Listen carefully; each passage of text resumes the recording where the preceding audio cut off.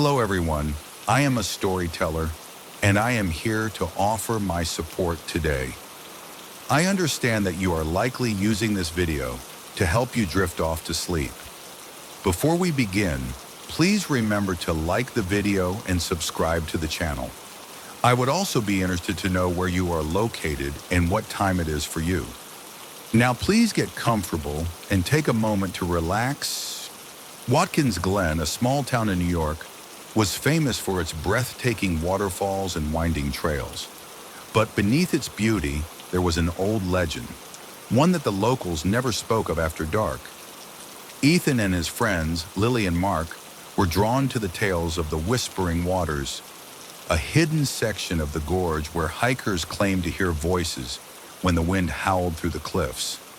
Some believed it was the echo of the water, but others whispered about a far older secret.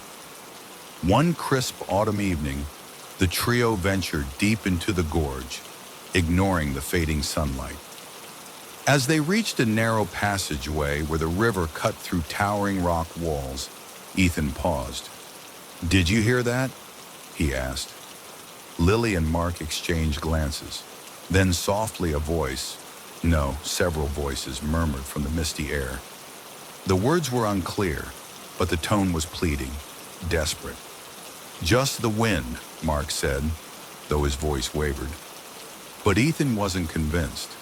He stepped closer to the water's edge, peering into the rushing current. For a moment he thought he saw something, a reflection that wasn't his own. A pair of hollow eyes stared back at him from beneath the surface. Then a whisper drifted into his ear, cold and clear. "Help us!" Lily screamed as a pale hand shot up from the water, grasping Ethan's wrist. He yanked back, stumbling onto the wet stones. The hand melted away into the river, as if it had never been there. Mark grabbed his arm. "We're leaving, now!" As they scrambled up the path, the whispering grew louder, swirling around them like the wind itself. It was not until they reached the top of the trail that the voices finally faded. The next morning, Ethan found an old newspaper article about a group of hikers who had vanished in the gorge decades ago. Their bodies were never found. Only their voices remained, lost in the currents of Watkins Glen. And sometimes, if you listened closely enough, they still called for help. Ethan couldn't shake the feeling that something had followed them home. That night, as he lay in bed, he heard it again. Soft, distant whispers like the rustling of leaves. But there were no trees outside his window. He sat up, heart pounding. His phone buzzed. Lily. "Ethan, something's wrong." She sounded terrified. "I can still hear them." Mark was already on the call. "Me too," he admitted. "I thought it was just my imagination, but..." A sudden crash came from Ethan's bathroom. He grabbed a flashlight and stepped inside. The mirror was fogged over, as if someone had breathed on it. And then, before his eyes, words began to form on the glass. "Come back!" A chill crawled up his spine. He snapped a picture and sent it to the group chat. Lily responded immediately. "Number, no way. My mirror just did the same thing." Mark cursed. "Mine too." Panic set in. Whatever was in Watkins Glen had followed them home. They met at Lily's house, unwilling to be alone. Every mirror, every reflective surface carried the same message. "Come back." "We have to go," Ethan said. "Tonight." It was the last thing they wanted, but ignoring the whispers wasn't an option. Armed with flashlights and shaky nerves, they returned to Watkins Glen, retracing their steps to the gorge. The air was unnaturally still. No wind, no rushing water, just silence. Then the whispering returned, surrounding them. The words were clearer now. "You took our place." Lily's breath hitched. "What does that mean?" Before anyone could answer, the ground beneath them shifted. The stones at the river's edge became slick, unnatural. Ethan stumbled forward, and in the reflection of the water, he saw them. Pale, hollow-eyed figures, watching, waiting. Then he understood. The legend wasn't just about voices lost in the water, the missing hikers. They were never meant to leave, and now the spirits wanted to trade places. The whispers grew into a deafening roar as hands reached from the water, clawing at their ankles. "Run!" Mark shouted. They sprinted up the trail, barely making it to the top before the voices stopped. When they looked back, the water was still, calm, as if nothing had ever happened, but the whispering never truly left them. Even years later, Ethan still avoided mirrors, because sometimes when the house was quiet, he swore he could still hear them calling his name. Years passed, but the whispers never stopped. Ethan, Lily, and Mark had gone their separate ways, each trying to escape the memory of that night. But no matter how far they went, the voices found them. Ethan learned to ignore them, until one night they changed. "Not you." The words were clear, more distinct than ever before. "We want her." His blood ran cold. "Lily." Without hesitation, he called her. No answer. He tried Mark. "Bro, I was just about to call you," Mark said, his voice shaking. "I think Lily's missing." Ethan's stomach twisted. "What do you mean?" "I went to check on her, but her door was open. Lights on, car in the driveway. But she's gone. And dude, her mirror was shattered. There was water everywhere." Ethan's grip tightened on his phone. "We have to go back." By the time they reached Watkins Glen, the sky was an unnatural shade of black. No stars, no moon, just endless darkness pressing in. The gorge was different this time. The familiar trails seemed longer, winding in ways they hadn't before. The waterfalls, once beautiful, now looked like jagged mouths carved into the earth. And then, by the water's edge, they saw her. Lily stood barefoot in the shallow river, her white dress soaked. But something was wrong. She wasn't moving. Ethan rushed forward, but Mark grabbed his arm. "Wait." Lily slowly lifted her head. Her eyes, they were hollow, empty. A voice, deep, layered, and ancient, spoke through her lips. "You took what was ours." Ethan's breath caught in his throat. A life for a life. The water around Lily darkened, shifting like ink spreading through the current. A pale hand rose from the depths, reaching toward her. Ethan didn't think. He just acted. He lunged forward, grabbing Lily's arm and yanking her back. The moment their skin touched, her body convulsed, and she gasped, as if breaking the surface from drowning. The whispering voices shrieked in fury.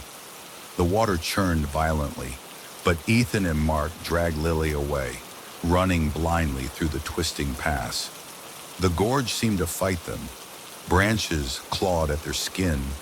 The ground felt unsteady beneath their feet, but they didn't stop.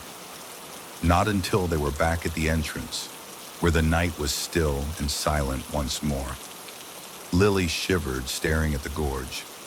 "They tried to take me," she whispered. Ethan wrapped his arm around her. "They won't. Not again."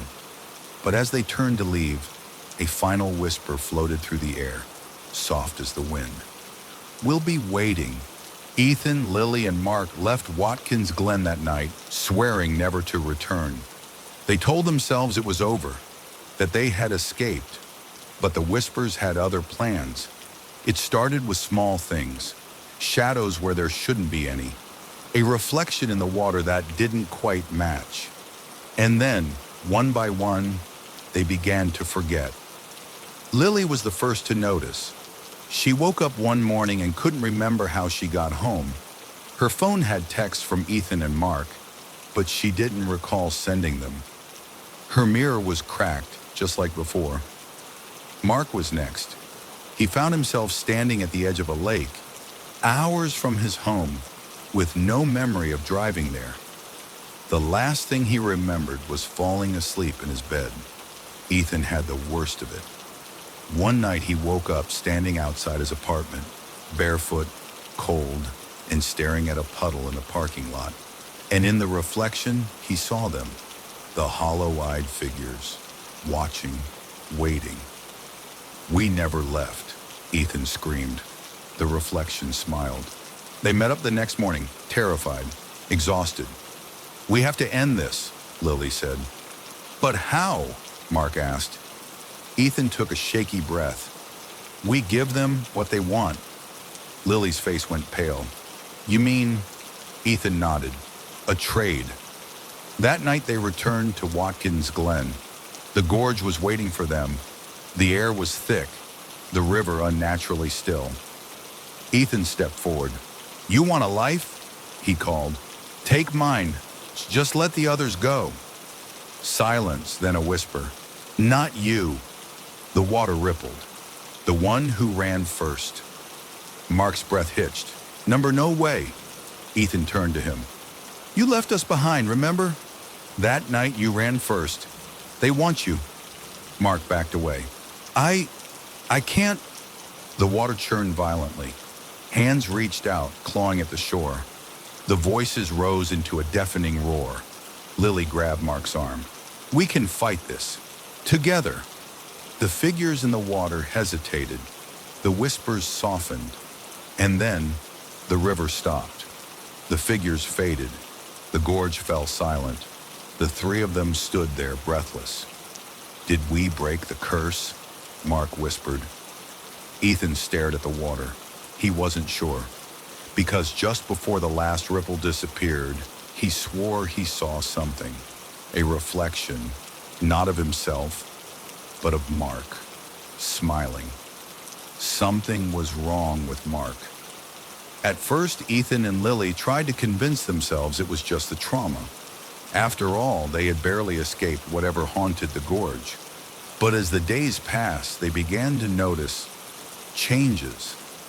Mark wasn't acting like himself. He stopped responding to texts for hours at a time. When he did, his messages felt off, like someone else was writing them. He rarely blinked. He barely ate. And worst of all, he didn't cast a reflection. Lily noticed it first.